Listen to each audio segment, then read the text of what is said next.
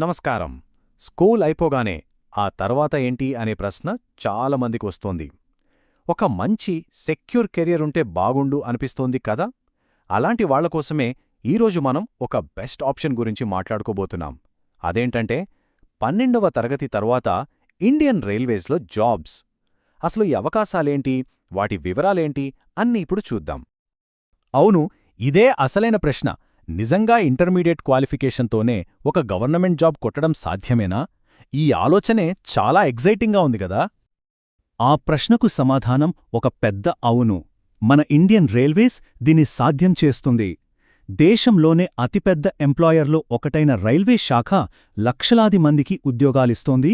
అందులో 12వ తరగతి పాసైన వాళ్లకు కూడా మంచి సెక్యూర్ జాబ్స్ ఆఫర్ చేస్తోంది. సరే, మరి ఈ కెరీర్ జర్నీలోకి మనం అడుగు పెడదాం. ముందుగా అసలు ఇండియన్ రైల్వేస్ ఎలాంటి అవకాశాలిస్తోంది, ఆ ఫస్ట్ స్టెప్ ఏంటో అర్థం చేసుకుందాం. ఏ ప్రయాణంలో అయినా సరే మనం అర్హులమో కాదో చూసుకోవడమే మొదటి గేటు. సో ఈ రైల్వే ఉద్యోగాల దారిలోకి వెళ్లాలంటే ఉండాల్సిన బేసిక్ రిక్వైర్మెంట్స్ ఏంటో ఇప్పుడు చూసేద్దాం. అయితే ఇక్కడ గమనించాల్సిన విషయం ఏంటంటే ఈ క్వాలిఫికేషన్స్ చాలా సింపుల్గా ఉంటాయి. ఏదైనా రికగ్నైజ్డ్ బోర్డు నుంచి ఇంటర్మీడియట్ పాస్ అయితే చాలు. వయసు కూడా జనరల్గా 18 నుంచి 30 ఏళ్ల మధ్యలో ఉంటుంది. కొన్ని పోస్టులను బట్టి కొంచెం అటు ఇటు ఉండొచ్చు.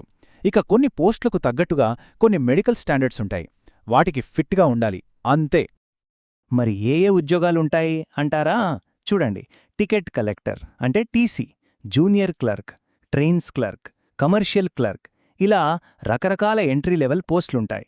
అంటే కెరీర్ స్టార్ట్ చేయడానికి ఇక్కడ చాలా ఆప్షన్స్ ఉన్నాయన్నమాట. ఓకే, ఎలిజిబిలిటీ ఉంది. నెక్స్ట్ ఏంటి? Exam process. ఈ జాబ్ సంపాదించే దారిలో మనం ఎలా నావిగేట్ చేయాలో, ఆ బ్లూ ప్రింట్ ఏంటో ఇప్పుడు తెలుసుకుందాం. సెలక్షన్ ప్రాసెస్ చాలా క్లియర్గా 3 స్టేజెస్లో ఉంటుంది. ఫస్ట్, కంప్యూటర్ బేస్డ్ టెస్ట్ అంటే సిబిటి. ఇందులో క్వాలిఫై అయితే కొన్ని పోస్టులకు స్కిల్ టెస్ట్ అంటే టైపింగ్ లాంటివి లేదా ఫిజికల్ టెస్ట్ ఉంటుంది. ఫైనల్గా డాక్యుమెంట్ వెరిఫికేషన్. ఈ 3 స్టెప్స్ దాటితే జాబ్ మన చేతిలో ఉన్నట్టే. మరి ఆ కంప్యూటర్ బేస్డ్ టెస్ట్లో గెలవాలంటే 4 సబ్జెక్టులపై బాగా ఫోకస్ పెట్టాలి. అవి maths, general intelligence and reasoning, general science, ఇంకా general awareness and current affairs. ఈ 4ంటిలో గట్టిగా పట్టు సాధిస్తే విజయం మనదే. సరే, ఎగ్జామ్స్ పాస్ అవ్వడం అనేది జర్నీలో ఒక భాగం మాత్రమే. మరి అసలు డెస్టినేషన్ ఏంటి? రైల్వే జాబ్ ఇస్తే వచ్చే లాంగ్ టర్మ్ కెరీర్ పాత్ ఎలా ఉంటుంది, దాని బెనిఫిట్స్ ఏంటో ఇప్పుడు చూద్దాం. కెరియర్ గ్రోత్కి ఇక్కడ అద్భుతమైన అవకాశముంటుంది. ఉదాహరణకు, ఒక జూనియర్ క్లర్క్గా జాయిన్ అయిన వాళ్లు కొన్నేళ్ల తర్వాత డిపార్ట్మెంటల్ ఎగ్జామ్స్ రాసి సీనియర్ క్లర్క్, ఆ తర్వాత హెడ్ క్లర్క్, చివరికి సెక్షన్ ఆఫీసర్ లెవెల్కి కూడా వెళ్లొచ్చు. అంటే ఇది కేవలం ఉద్యోగం కాదు, ఒక ప్రాపర్ కెరియర్ పాత్. సో ఇక్కడ మనం అర్థం చేసుకోవాల్సిందేంటంటే ఇది కేవలం నెలనెలా జీతం తీసుకునే ఉద్యోగం మాత్రమే కాదు, లైఫ్కి ఒక భరోసా ఇచ్చే ప్యాకేజిది. చూడండి, ఒక స్టేబుల్ గవర్నమెంట్ జాబ్, దానికి తోడు హెచ్ఆర్ఏ అంటే ఇంటి అద్దె అలవెన్స్, డిఏ, అలాగే ఫ్యామిలీ మొత్తానికి మెడికల్ బెనిఫిట్స్, ఇంకా చెప్పాలంటే ఫ్రీ రైల్వే పాసులు కూడా ఇస్తారు.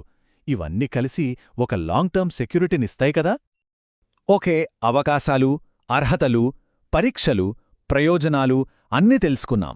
ఇప్పుడు మోస్ట్ ఇంపార్టెంట్ క్వశ్చన్, ఈ ప్రయాణాన్ని ఎలా మొదలుపెట్టాలి? ఈ చివరి సెక్షన్లో ఆ ప్రాక్టికల్ ఫస్ట్ స్టెప్స్ ఏంటో చూద్దాం. అందరూ గుర్తుపెట్టుకోవాల్సిన అతి ముఖ్యమైన విషయం ఒకటుంది. ఎప్పుడైనా సరే అఫీషియల్ నోటిఫికేషన్స్, ఎగ్జామ్ డేట్స్, మిగతా సమాచారం కోసం కేవలం రైల్వే రిక్రూట్మెంట్ బోర్డ్ అంటే ఆర్ఆర్బీ అఫీషియల్ వెబ్సైట్ను మాత్రమే ఫాలో అవ్వాలి. ఈ ఒక్క వాక్యం చాలు. ఈ మొత్తం విశ్లేషణకు సారాంశం ఇదే. కన్సిస్టెంట్గా ప్రిపేర్ అయితే లైఫ్ లాంగ్ సెక్యూరిటీ, బెనిఫిట్స్ ఇచ్చే ఒక గవర్నమెంట్ జాబ్ సంపాదించటం ఖచ్చితంగా సాధ్యమే.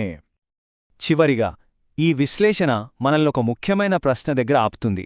రైల్వే ఉద్యోగం ఇచ్చే ఈ స్టెబిలిటీ, సెక్యూరిటీ, గ్రోత్ ఇవన్నీ మన కెరియర్ గోల్స్కి సరైన మార్గమేనా? ఈ జర్నీ గురించి ఆలోచించడానికి ఇదే సరైన సమయం.